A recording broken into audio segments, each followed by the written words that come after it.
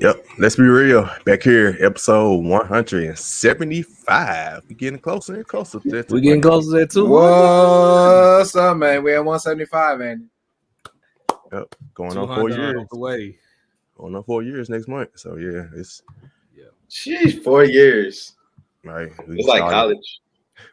We started from the basement, man. We was at studios, and then COVID, virtual, boy. We came through it, bro. Yep. 2 days to South, Mike. What's up, Mike? Yep. What up, Mike? 175, man. What it do? Yep. What's up, my guy? What up? Shout out to my guy Mike, man. He now is covering media for the Tennessee Titans. So moving on up in the world, man. I was really proud of him, having fun for that. You guys are. And let's get it started with y'all already know NBA Finals Game 1 Finals recap.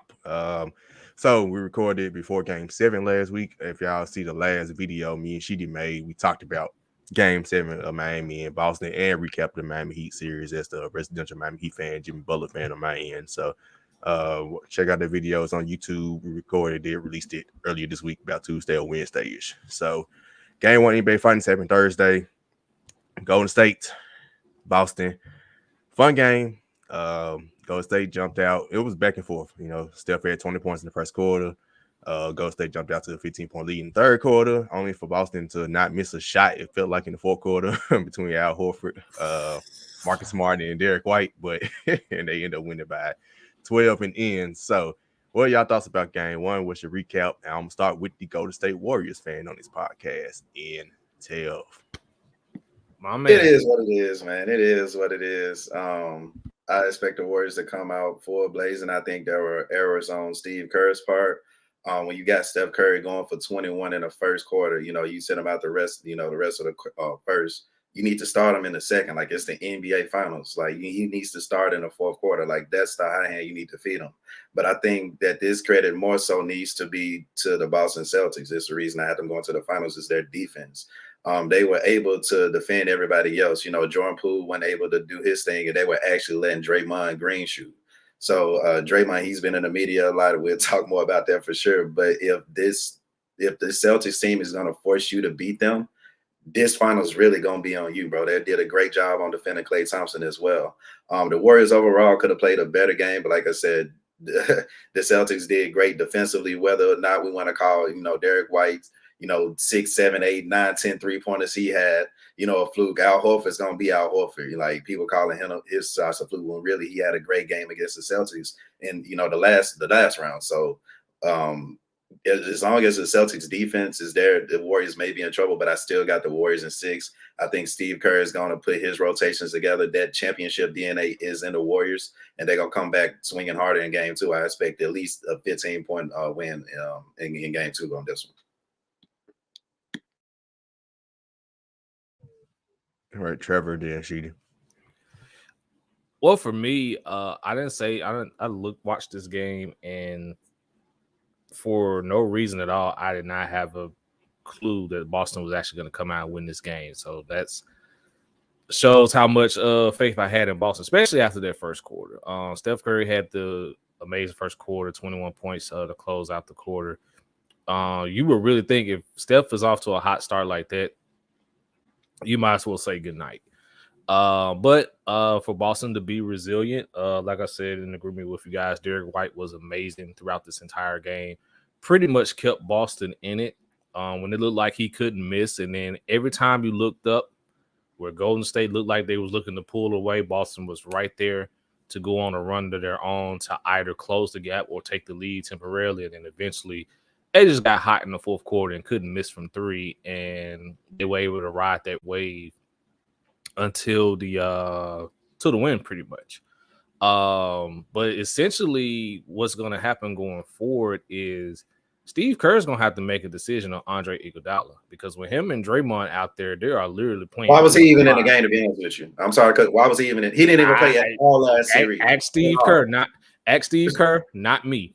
But yeah, essentially, why is he out there in the game with Draymond? Because essentially on the offensive end, you're playing 3-on-5. And if I'm the Boston Celtics, I'm like, well, cool. I'll just leave these two and go double on Steph and Klay. Jordan Poole, again, if he's not, Mike said it on here, if he's not scoring, he's not being effective. So this could be trouble for the Warriors, but I'll save my pick until we get to the predictions portion. So what up, Ryan? I think Tuke said this a while ago, but you can't give up a game. And I think the Warriors gave up game one. And also credit to the Celtics. I think that we wholeheartedly, and I'm not saying that we do, but I don't think people give the Celtics enough credit for the storms that they have weathered thus far.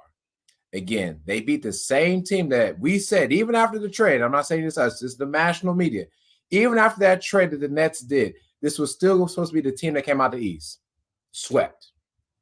The champions from last year beat.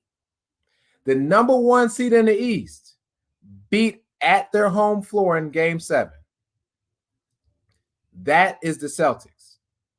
Now, it's not to discredit the Warriors. I believe the Warriors saw their best competition against the Grizzlies. That's me I'm not even trying to be biased because I covered the Grizzlies, but I think the Grizzlies have more for the Warriors than the Mavericks did.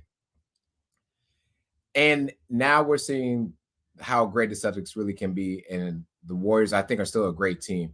But the Celtics have a lot of elite defenders that aren't on an all-defensive team, so to speak. Of course, you got your guy, Marcus, smarter than smart at sometimes, but shoot some dumb shots. And then, of course, you have all those players. Like Jason Tatum's been playing some stout defense this entire playoffs. Thinking about all the way back to Durant and how he played with him. Jaylen Brown's been doing well. This team is winning for their defensive purposes. This is also a team that they won one quarter and won the game. And they saw the reverse of that last series, right, against Miami. Al Horford Finals MVP. The Celtics team, I don't understand this, but the Celtics team shows up away from everyone else, but not as much as home. Like, when they're away, that's when Al Horford shines. That's when D. White is shining. That's when a lot of these players are really shining and they need them. And I think more at home, that's when their stars really take over. Tatum and Brown. We have yet to see, I know we talked about this in the group me a little bit. We have yet to see really Tatum and Brown kind of go off together collectively for points. But Tatum, even though his shooting wasn't there, he had a great amount of assists. He was still playmaking and still setting the tone for his team. Jaylen Brown, I know someone's talking about his dribbling. You're right. That boy can't dribble left to save his life. But when he needs to get to where he needs to go, he's there. Al Horford is reversing time back to the Hawks team and is scoring in more than bunches than I've seen. And D. White looks like a steal from the trade earlier this season. We need to give credit to the Celtics for everything that they've done. And we need to make sure that the Warriors are on notice right now that they have lost game one. Now, is this trouble for them? I'm not going to say yay or nay. I think the Warriors have what it takes to win the finals. I'm just letting them know right now, the Celtics did not get here by happenstance. They did not get here because of injuries. The Celtics got here because they've been playing some damn good basketball, and they deserve to be in this finals. And they're finding out right now that they can score a lot from different places on the floor. This is not a team that's just going to shoot three-pointers. It's not a team that's going to score from within. It's not a team that's just going to score from the mid-range. They're going to score from all different spots at any given time. And they have some great defenders that can defend at least 3 to 4 different positions, even on a pick-and-roll scenario. So, Warriors, beware. You've been warned that this Celtics team is not the same team that is not the Mavericks, not the Grizzlies, and I don't even remember who y'all played in the first. Who, the Nuggets? Oh, Jesus Christ. Definitely ain't the Nuggets. Yeah, I think my first initial thoughts is Golden State like them, and not saying like they're just that much better than Boston, but they like to play with their food. When they won by 15, they started like just continuously jacking a couple more threes to try and put in the nail in the coffin, and it kind of hindered them. It kind of just like came back in their face, like where Derek White came down, got fouled. I knew it. Here go the turning point to me in the game. It was 87-72, and Steph had a step back three. He missed it. If he had made it, they won by 18. After he missed it, I think Boston came down. They had a layup. Then they got another stop. Then Derek White had an and one. They got the game right back in within 10. At that point, I knew this is gonna be a game in the fourth quarter. Cause like Boston going away and Golden State's trying to actually like take them out now. And then Steve Kerr, when Steph wasn't on the court, they struggled. The second quarter, Boston outscored them the second quarter too. Boston had to lead at halftime. Like we tend to forget that. Like Golden State. Yeah, it's my fault. You're right. Yeah, because Steph had 21 the first quarter. They were only down by Boston was only down by 4. Then they came back to the lead at halftime. And that was the minute Steph had sat on the bench. And they came out, scored Golden State. Same thing in the fourth quarter. Steph started the fourth quarter on the bench. I think Golden State was up by 12 to start the fourth. And then I think Boston scored like 9 straight. Then he had to put Steph back in. So I know a lot of people got on him about resting Steph, different times in the rotation. He's 34 years old, but they had a week off. It's the NBA Finals. You know, maybe going forward, he's going to play a little more. He's not going to do that much. It's a learning lesson for Steve Kerr that, you know, Boston ain't these other teams. Boston ain't Dallas. You can't take your foot off the gas. Boston is capable of beating Golden State. So he got to realize that, like, this ain't no team you play around with. If you got to go ahead and take them out. So I think game 1 was a wake-up call. Clay needs to play better. He's really been struggling most of the postseason. But he needs to play better earlier. It's like he plays better later in the series. So he's gonna have to play well in game 2 at some point. Besides the game 5 from last series and game 6 from Clay against the Grizzlies, we haven't really discussed Klay Thompson as a whole as being a number 2. I'm sorry to cut you off, okay. All right, you're fine. Then Andrew Wiggins played well pretty much throughout the game. Otto Porter played well. I think one adjustment, Gary Payton II was available to play, and he didn't play him. He played Iggy instead of him. I think that's adjustment going forward that definitely that he would probably make. As for Boston, another takeaway you take Golden State, Boston hit all their threes in the fourth quarter. Like they were like 7-7 or 8-8 at one point. When teams shooting that high, ain't really much you can do. Golden State know that from firsthand from them doing little things. So. It's almost like Golden State got to taste their own medicine too in the fourth pretty much with hitting on those threes. It's a goddamn leprechaun. There's the people that's hitting it. Like it wasn't Tatum and Brown. It was Horford, Smart. And, it was Horford, White literally, because I could have sworn it was like 3 possessions late in the shot clock where White just has the ball in his hands and he just got to put a shot up because the shot clock is slow, and bam, the 3 goes in. And then with Marcus Smart hitting the 3 in the situation is almost similar to Draymond hitting one. No disrespect to him, but it's like when you see it go in, it's like, all right, it's over. Boston's winning this game. Like there's nothing else that you can do there. Yep.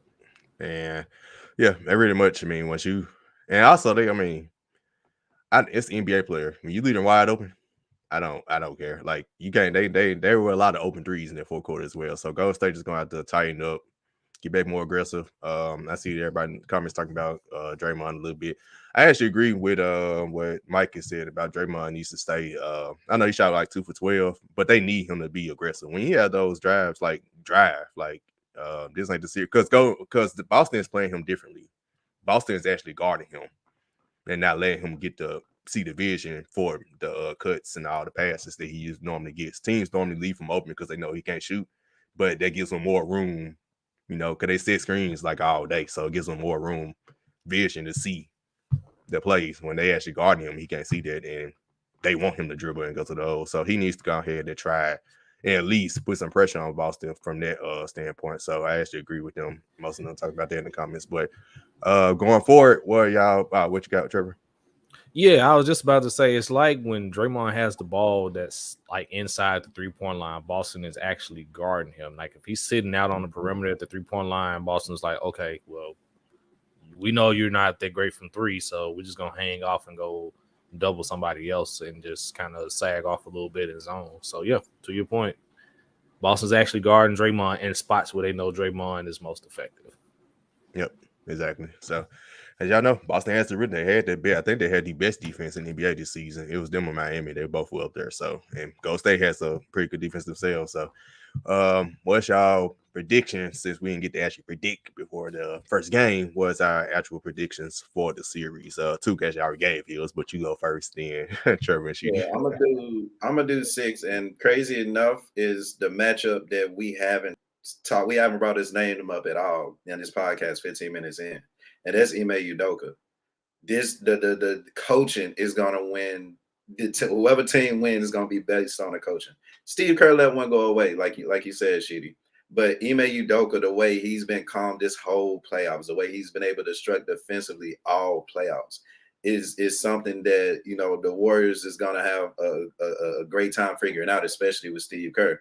But I'm pretty sure Dre and Clay and Steph are looking at videos right now and trying to figure out how they can get more open shots. But I think that's going to be the key matchup for this series. But I got still the Warriors championship DNA, Warriors in 6, because damn it, if it go to 7, and I've been raving about that damn leprechaun that's been out since the Brooklyn Nets series, basketball mind going to have to make me go Celtics, and I can't do that. I can't pick against the Warriors twice, so give me Warriors in 6.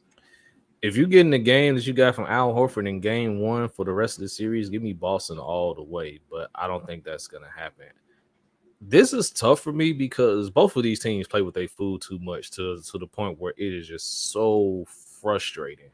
Like they have the opportunity to put teams away and they just simply refuse.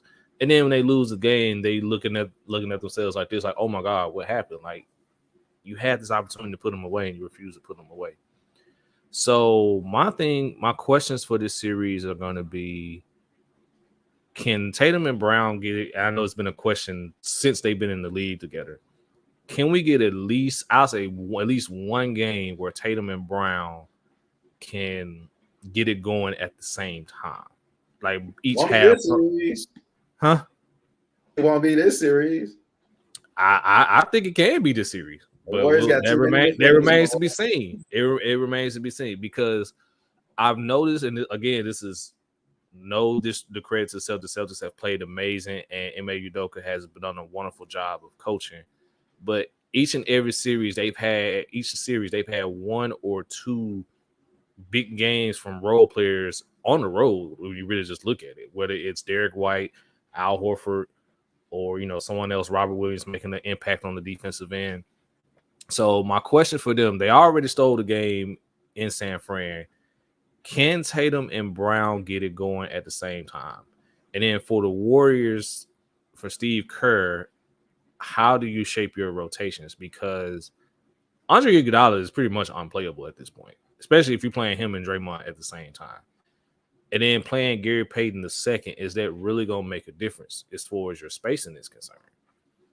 Like, yeah, it's better on the defensive end, but you need 4 guys to space the floor with Draymond. You're going to do it with Steph and Clay, but where's the other 2 guys that's going to help space the floor for you? So, but I just think Boston has been on this run. They've taken out all the big juggernauts that everyone has picked against them.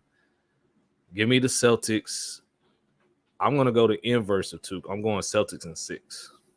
I think they close it out on their home floor. Oh, those are some strong words there, Trevor. I'll start with Iggy. Iggy, as one of the Miami Heat fans here, man, he stunk it up many a times with the Heat. He also played okay. Yes, Iggy me. And I don't understand Steve Kerr, why he had so many minutes and he hasn't played in a single series to this point. I don't get it. I guess you're trusting him, whatever it may be, but he has some other players on there that were much hungrier, much more ready. Steve Kerr is going to regret losing game 1. And because he's going to regret losing game 1, I actually picked the Celtics to win this series, and I think the Celtics win in 6. I think the Celtics will not lose a game 6 again on their home floor with the ability to close out like they did with Miami. That also means I believe that the Celtics may steal another one in San Francisco. Might. That will be either game 5. I don't believe it's game 2. It would have to be game 5. But I also think the Warriors are going to definitely steal one in Boston. When Brown and Tatum will get it together, I don't know. I think you may be looking for a score north of 30 for both of them to me, Trevor, I think if that happens in Game 6, you can go ahead and wrap it on up. No matter what Clay gives, but I agree. There has to be another scorer besides Steph, someone else, and maybe that's Wiggins. I don't know if Poole's like he's ascending, but he's not there, right? And so I think that maybe the pressure is maybe a little bit too much. It's only been one game, so I'm not going to overanalyze it. But to me, Andrew Wiggins has looked like a better player at times and more. Let me say this: a more consistent player for the Warriors than your Poole or Thompson this entire playoffs. I've raved about Andrew Wiggins, and it's not showing up necessarily on the stat sheet. It's how he's playing defensively. On-ball defense has been scary great from Andrew Wiggins, especially with that frame that he has. And he's been able to, if not score, at least get rebounds and give another chance for the Warriors to score. However, again, Boston, this is for you to lose at this point. And I got Celtics as well, Trevor, in 6.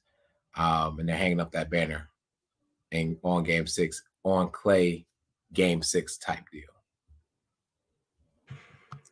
Yeah, I'm with Took. Give me Warriors in 6. Y'all got Celtics in 6. We got Warriors Thank in you, 6. brother.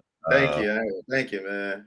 Game 1 to change my mind on anything. The Celtics are going to do exactly what the Warriors did in Game 1. A couple of games of series. They like Trevor said, they like to play with their food as well. It's hard to trust them throughout.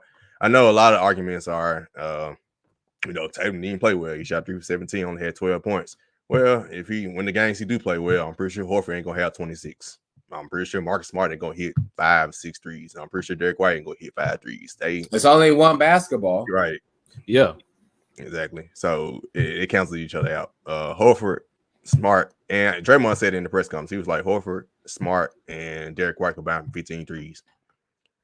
If they do that 4 times, then hey, give them trouble. Yeah, you might as well give them the trophy at that point. That's not gonna happen. I don't believe that's gonna happen 4 times. But I think it's gonna be a good series. I think they're gonna go back and forth. But the Warriors, I just feel like they're gonna come through in the most crucial points, in the most crucial times of the games, more times than the Celtics. But it won't shock me if the Celtics do actually win. But give me Golden State. I think they're gonna make the adjustments. I don't. Ryan did ask should they go small. I definitely not start to Poole. They do that. Do what they did in the Grizzlies series. Start Gary Payton second, so they can have the defense. Yeah, I wouldn't. Yeah, I wouldn't go small against Boston. Yeah, I mean, I gotta actually disagree because I questioned them when they did that lineup against the Grizzlies, but they ended up scoring way more points in the paint than we did. So they were in attack mode against Jaren Jackson and Steven Adams. I think they can do the same against Al Horford and Robert Williams. So I actually like to see them start off small. But okay. Yeah. I think the thing about starting small, the Celtics centers, their big men are different. They actually can guard the perimeter. They're like, yeah, that's what I said. Like the Celtics actually, they're like between 6'8" and 6'10" and can actually guard people out on the perimeter. Like, which is Robert Williams ain't no slouch. So that's why I said, do you really think you really want to go small against the Celtics? Yeah, that's Mr. Doubtfire right there, bro. He got it going at all times, bro. Don't doubt him. Yeah. I mean, I could see a scenario where they do and say that we're just gonna try to outscore them. Thing about the Celtics, and they scored 120 in Game 1. That's another thing with the Celtics. The Celtics don't score like that, right? That's a lot of outliers happen in Game 1, to be honest. So that's why I still believe in Golden State to pull it out. But hey, I see a good series. We got it. This was the 2 best teams. Me and she even said it. We admit it as Miami Heat people. Like seeing Jimmy Butler try and go one man band against Golden State would have been rough. Hurt. Yeah, and Tyler Hero still would have been on the bench too. Right. Bam, inconsistent. Yeah, it would just it would have been rough. So we got the best series of the 2 best teams, and hey, we got the fun to look forward to. So let's get it. Took, real talk. You got something you want to say to the new media? Yes, sir, I do, man. So this all really started off with a tweet the other day that I actually found. Let me go back to it real quick. From Draymond, pretty much giving flowers to Patrick Beverley on how he was able to represent himself on the media. You know, he went at Chris Paul, but then he was still able to give a good analyzation of, basketball. So hold on 1 second. I actually had it up. And then that, hold on. I thought we were doing something next. My bad.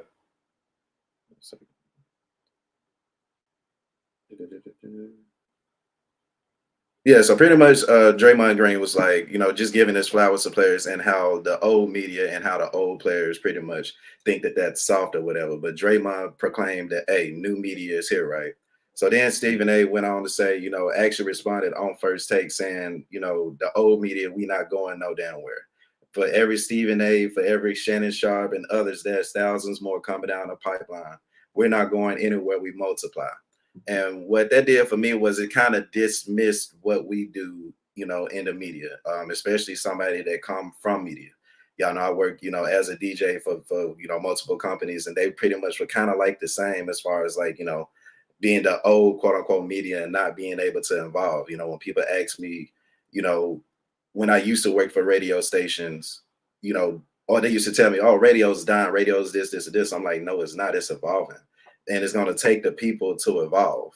But then when you watch the old media, let's say for instance Monday, what we gonna see on Monday? Where they're gonna talk about game 2, they're gonna talk about the Lakers, and they're gonna talk somehow about the Cowboys and how Dak Prescott either gonna impress people every single damn day. If that's not involving, you're eventually gonna die. And then for clickbait purposes in this day and age, ESPN has the nerve to have Mad Dog Russo on. I get that he has a different opinion of others. I get it.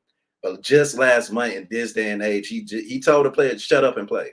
In this day and age, and ain't nobody said a damn thing other than JJ Redick about it. And salute to JJ Redick. But the fact that it take another white man to say some shit like that to him, it's bogus. If you're not evolving, you're gonna die. Mad Dog Russo also, he lives in the 70s. He's kind of the reason why I had the Celtics going to the finals in a way, but there's neither here nor there. But his mind and his fan base live in the 70s. If that's the demographic you're going to go for to try to appeal to your audience to get ratings because we're not watching anymore, you're going to die if you're not trying to evolve. The dude had a whole dynasty top 5 thing a couple of episodes ago on First Take, and he didn't have the Lakers in it. You had the Green Bay Packers, who I give storied franchises, but they won championships in 2011, 1997, and the rest of them was in the 60s. Come on, dude. We're here in the new day and age, bro. If you're not evolving, like you gonna die, bro. Like Draymond Green on this podcast said that true analysis and showing everybody's flowers, that's what we do on this podcast. We got a segment called Flowers to make sure that we give props to players or coaches or whoever in the sports media that's doing their thing right now. So in our platform is like whether like one person are listening or 100 people are listening, we're gonna do our damn thing and we're gonna make sure that our content is being out there. And I just wanted to make sure that I give a salute to everybody that's rocking with us, to everybody that's like us, they got that same mindset. It's like, even though we're not a part of the big corporation, we still love sports. And I'm not allowed Stephen A to dismiss us like that. It's a bunch of people, like Stephen A said, it's a bunch of people coming like him, analysts. Cool. Oh, cool. It's a bunch of people like us coming as well. They got the same heart and is just as hungry. So I just wanted to say, like, we coming. We're a platform that, you ain't got to talk, you ain't got to hear, us bring us about, bring up the Lakers or Cowboys until now. You know what I'm saying? If you got a team, you want us to talk about your team, we'd be more than happy to do so. So I just want to say shout out to like the JJ Reddicks of the world, the All the Smokes, the Gilbert Arenas, the Kwame Browns, all the players that's holding it down. That's not a part of the end game with the Stephen A's and everybody on ESPN. But we gonna rock the world, bro. Like we gonna change the world as soon as the ball is in our hands. We gonna rock the damn world. And like this, I don't want people to be like, oh, he taking a shot at Stephen A, because like Dre said, he got some new blood in him. But when you're controlled by the establishment and what you can and can't say, that's limiting you in what you can and can't say. We ain't controlled by no damn body. Bingo. And speaking of teams, I do have a 30 for 30 coming up going into the 2022-23 season, where I do a quick analysis of every NBA team. That's something I've been working on. So of course this season has to come and go. The draft has to pass. Free agency has to pass. So just be on the lookout. New media, bro. Because ESPN ain't gonna do it. Nope. Of course They ain't not. gonna talk about. They gonna put it in an article, and the teams that nobody talks about, they just gonna do maybe one or two sentences or whatever, and they just keep it moving. That's it. Like the Orlando Magic. Come Yeah, on, man. And pretty much. Orlando got a scary young team. Like They do though. They just I'm they with gotta you. figure some stuff out. They got a pretty nice young team, a good coach. They just got to put some stuff together and not miss with this draft pick, or flip the draft pick for somebody else. I mean, Nah, you're not finna dismiss us, bro. We work too damn hard for what we do. Even in COVID, bro. We lasted through COVID. Yeah, we did. You know what I'm saying? We took, everything that we've been through and still got an opportunity to work with the Grizzlies. And even that's progressive. Like, we here, bro. Yep. Man, I wrote a whole blog post about that. Come on, dog. Like how we gonna continue to record during COVID, and we pulled it off. Shout out to The Last Dance for being released, because that's That was true. shout out to The Last Dance being released at around that time, because man, that was great. Man, but yeah, to your point about new media, I mean, that's the word we in now, man. Everybody has social media has made it where everybody can have an opinion. YouTube and all these different platforms, like it just sparked this out where podcasts is starting to become bigger. They don't mean, like you just said, radio isn't dying. Writing, I thought writing industry was dying. Writing isn't dying. We still all this stuff is still relevant. Man. It's evolving. You gotta do more.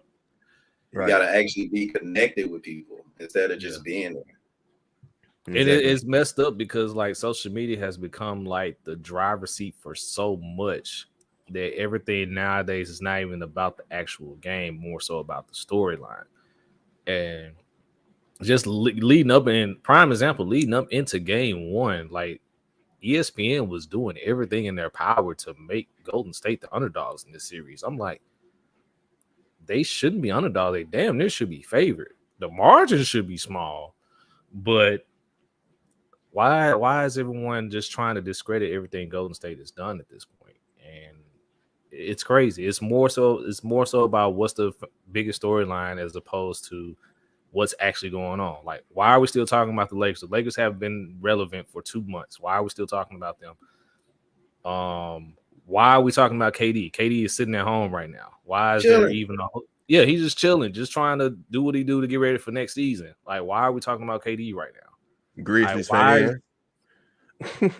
I mean, it's fun. It was funny because of the rumor, but like, why are we even talking about it right now, man? Like, our focus right now should be the NBA Finals, baseball season, and getting ready for football. That should be the main focus right now in the sports media. But it's hardly ever done. But anyway, that's just me. And it happens every single year. That's my point. Yep. And that segues to your board. And that's why I say Grizzlies fans. I love my Grizzlies fans. I love all, fan bases. We're not going to talk about that bullshit. We're not doing it. I said they're bored. No, we're covering it all, man, because it's Grizzlies fans and the energy you want. Yeah, because they bored, bro. Because Grizzlies fans are bored. Grizzlies fans are bored. And as a fan, I'm tired of it. Like the full season hasn't even truly ended yet. Why are we talking about trade scenarios? Why are we arguing? I had to mute some people, bro. People I'm cool with on Twitter. I'm like, bro, I just got to mute you, bro. I can't no more, bro. Like, wait, why are we still talking about Dylan Brooks? Okay, somebody writes an article. Yeah, one day he's traded. The next day, somebody's defending him, saying why he should stick around. Like, just when it boiled down to it, man. These players are about to start getting paid. This roster ain't gonna stay intact. Exactly. Trade is going to happen if you want to make the next step. Simple as that. No matter who it is. Now, it may not be the person we keep talking about. It might not be the person you want to be traded, i.e. JV, but look where we are now. The Grizzlies in the long run. So that's all I want to say too. I don't want to go deep into it. I just like, man, they bored, man. They bored right now. Cool. Okay. They already bored. You were about to bring a particular player. Y'all we covered it. Yeah, on the back. Not just that one. Yeah, we're not gonna cover the sweep. No, we're not gonna cover it. We're not gonna do that. Great for Right. I said ESPN board. Of course, they all They're always they're bored. bored. Cowboys on TS get the same coverage as the finals for real. I don't watch ESPN, so I went. And we still not going to the Super Bowl. Ain't that messed up? Wait, who got Hard Knocks this year? Now that I think about it. No, Cardinals got it mid-season. I don't know who got it before the season. The Cardinals got it. Who got it before the season? I know it ain't the Lions. I thought it was the Colts, I think. I know the No, Cardinals. the Colts had the mid-season last year. Oh, they had mid-season last year. Okay. Yeah. Speaking of OTAs, I wonder who got hard knocks. That's a good question. We figured that out. But as always, y'all know, check us out on YouTube live on Saturdays at Let's Be Real Podcast, and follow us in the podcast platform and rate us on Apple and Spotify. Give us the 5-star rating and listen to us on those platforms and any other podcast platforms, Stitcher, Google Podcasts, whatever podcast platform you like to use. Follow all of us on Twitter. That's our main social media site. Follow the podcast page at LBR_media. Follow me at @1_P Shark. I'm at the Art of Trevor, and I'm not gonna say my starting 5 stick because that is for starting 5. But keep it moving. Hey man, it's really shitty, man. And of course, man, still praying for the families of Uvalde, Texas as well. And especially I just heard that report about the mother that went in and saved her 2 sons, and no police were even there. They were vacant, so to speak. That's crazy to me, man. So I'm still praying for those families. And gun control.